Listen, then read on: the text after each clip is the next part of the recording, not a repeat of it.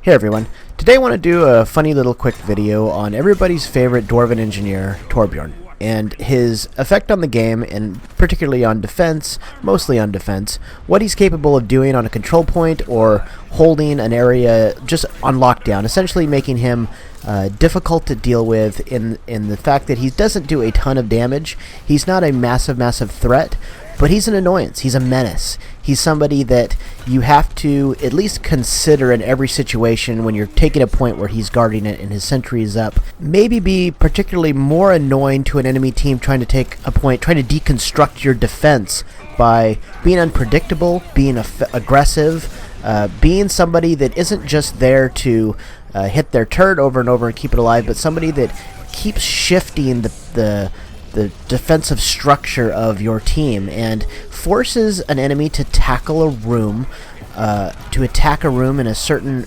way differently each time. He can make a particular battle plan go awry based on where his sentry is and how often he moves it to unpredictable spots. The first thing to consider when playing Torbjorn is whether or not you want to play him as the hardpoint defender. You're going to stick on your sentry gun that's located in a spot that's generally the most advantageous to defending a certain point, and essentially babysit it. You want to keep hitting it with a hammer, making sure that it's getting healed. Even if it's taking fire, you're giving it that extra boost of survivability.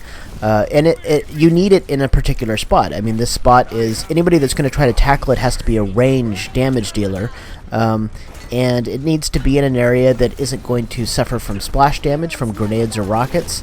It needs to be in an area that's going to be able to cover multiple entrances into a room. This is one way to play Torbjorn. The other way to play Torbjorn is how I'm playing him in this game, and it's something that I often switch between depending on the enemy team's makeup and whether or not they're capable of dealing with hardpoint defense.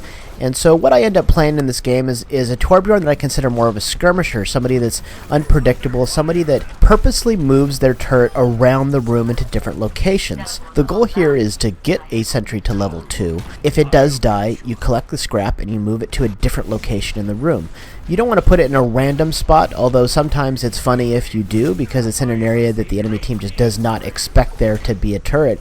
And particularly in Hanamura's second capture point, everybody expects it to be in that upper right, above the stairs point. And so when enemy team knows that they have a Torbjorn to go against, they'll instantly start laying down fire on that particular area. And so you really have to babysit your turret if it's going to be in that spot. It's an excellent spot, but it needs to be taken care of if they have a lot of long-range damage. Being the unpredictable Torbjorn, moving the turret around the room and not allowing the enemy team to get a threat on it forces them to reconsider every time they enter the room. And what are you really doing here? You're not really relying on the turret to deal damage. You're more of a distraction in this role. You're more of somebody that forces the enemy team to deal with this rather than dealing with your teammates that are circling around them, coming for flanking positions around them, and being able to deal more damage than your turret could ever deal with. Your turret is really just there to shine that laser on them, put that little ticking damage against them, and making it so they have to aim there first. That has to be their first priority. Something else that you do in this role is you chase down retreaters. You collect as much scrap as you can and get those armor packs out to your teammate, and you want to do as much damage as possible with your primary weapon. Ultimately, playing the role of Torbjorn the Menace is a lot similar to playing a defensive team with two Torbjorns. It forces an enemy team to deal with those Torbjorns first and have to deal with the sentry fire coming from multiple locations.